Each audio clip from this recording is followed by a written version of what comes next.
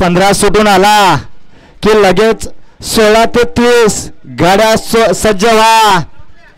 गाड्या सुटल्या बघा. गट क्रमांक 3 सुटला. कसा धुरळ उडतो एक सुपरफास्ट बाहेर.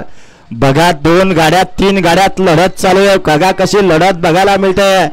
धूरकऱ्यामध्ये जॉकी मध्ये लढत. बघा कशी लढत आणि लढत आणि लढत झाली. बघा कशी लढत झाली. काटाकीर अशी लढत झाली. गट क्रमांक 3 मध्ये सुंदर अशी लढत झाली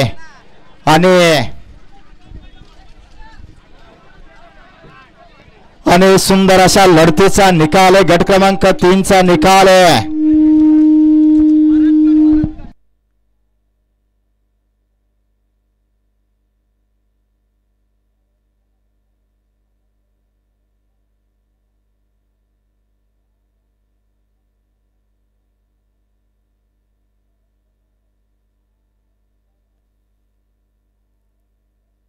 चला बाहेरून येणार सुट्टी मेकर.